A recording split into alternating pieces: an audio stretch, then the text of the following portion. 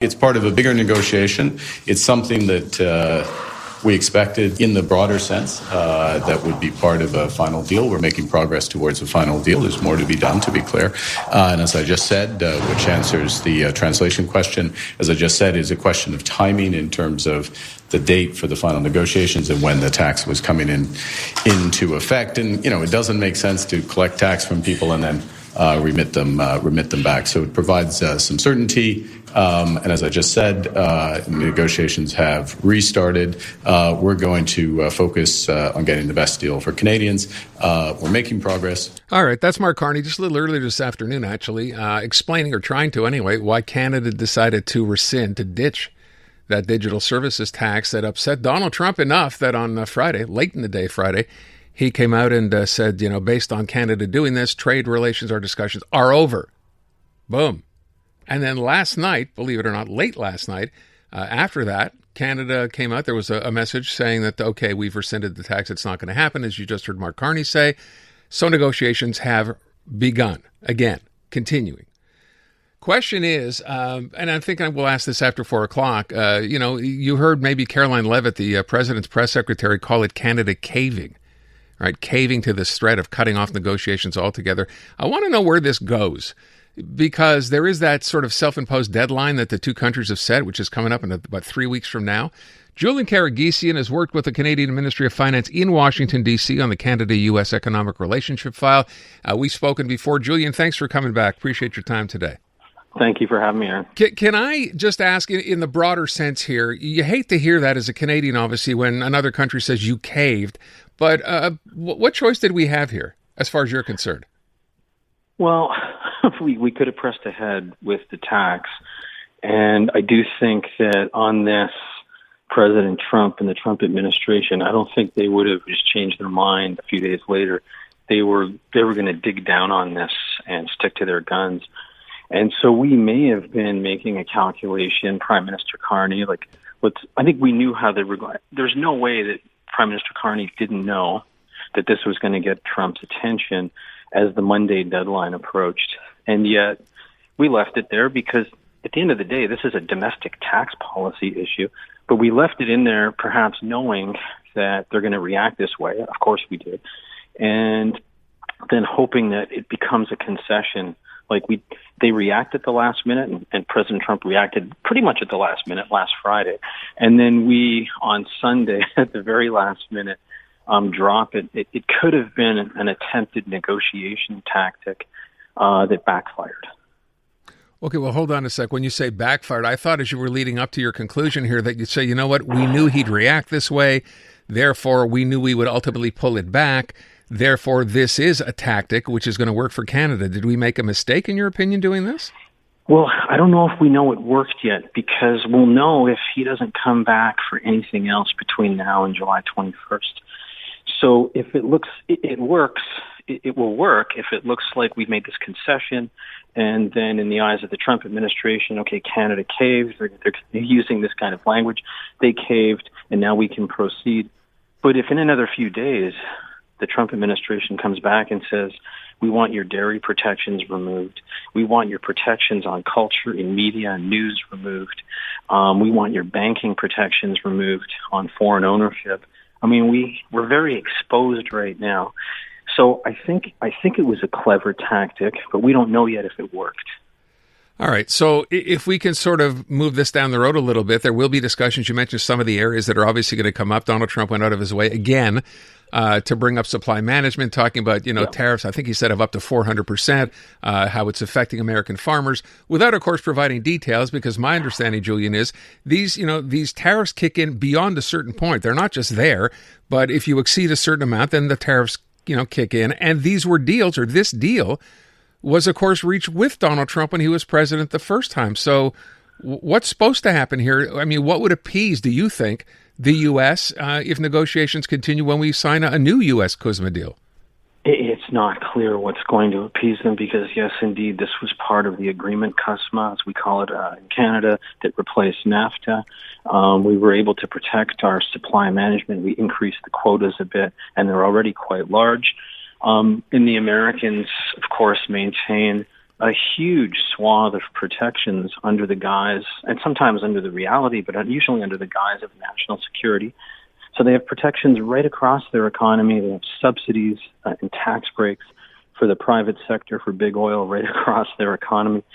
But what we're seeing, I think, as we progress deeper into the 21st century, is that the United States is having an increasingly difficult time competing. They're facing, I'm sorry to say this, but a very successful economic development model in China and now in India.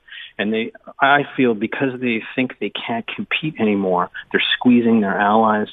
And they can continue to squeeze us because we live off trade. Our economic model is sell a lot of stuff to the neighbor next door. And they've weaponized that model. And they could very well come back in the next few weeks and demand further concessions. And we'll see what the pain threshold is for the Carney government. Yeah, I wonder, as you sort of outline that, thinking to myself, well, if it's going to come to this and other issues that, the U.S. or Trump has with Canada, because he says, of course, we're very tough to negotiate with, or I don't know, whatever that word was. Isn't this just sort of a recipe for them to say, okay, we want you to get rid of this, we want you to get rid of that, and it just go down the line until they get everything they want? What can we do? Yeah, it's. I'm not gonna say this is extortion, but it's weaponizing trade to the point where, it's hard to consider ourselves allies anymore when we're under this kind of attack, our economic model.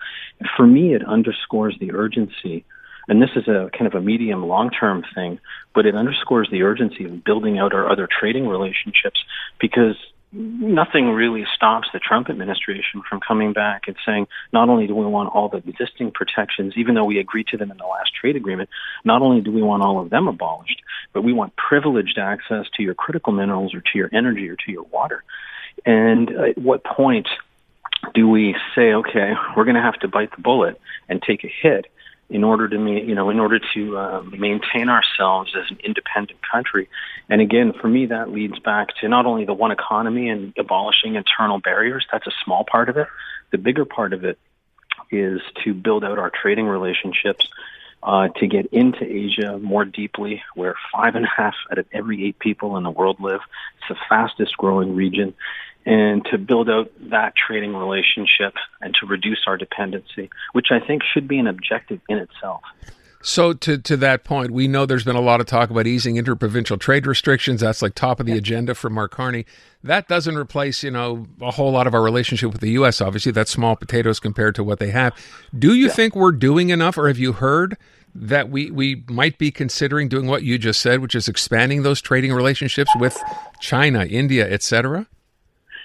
I mean, we're doing a little bit. Mark Carney's saying the right things on India. He hasn't shut the door on China, but we're still bending over backwards to please Washington.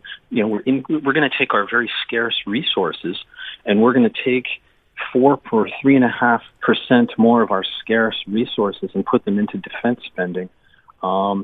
We wouldn't do that without the Trump administration or the Biden administration putting pressure on us. So now we're going to have to find another 3.5% of GDP.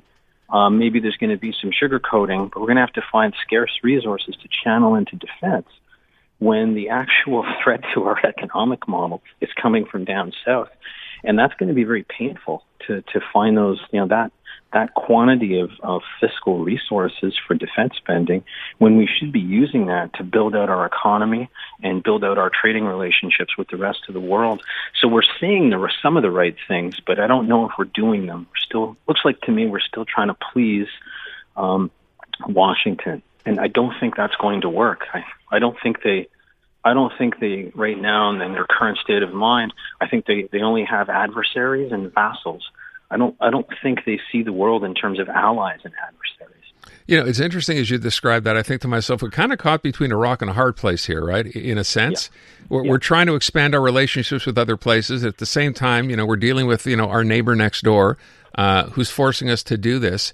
And even if we were to, somehow work out deals, and I know we are, I mean, that's what you're suggesting here, right? Canada's begun talks to try to do this. That doesn't happen in a day or a month or a year. It takes a long time for something like that to actually become effective. And at the same time, the Canadian economy is, I would imagine, based on what we're seeing, is going to end up suffering because of it. Is that a fair assessment? It is, Aaron. And, we're coming off 10 years of pretty, relative to previous decades, relative economic stagnation. This year, we're in our third year of declining real income per person in Canada. And I think one of the ways to turn this around is to have a clever, well-thought-out national industrial policy. Mark Carney's talked about that. But one of the low-hanging fruits, and we just have to overcome these trade tensions, one thing that can happen very quickly is we can sell more to China. We can sell more of our food products. We can sell more of our minerals and other raw materials and energy. And they're a manufacturing superpower. We're a natural resource superpower. And only if we act in this independent way will we get any kind of respect from Washington. If we continue to bend over backwards to please them, I think we'll continue to be slapped economically.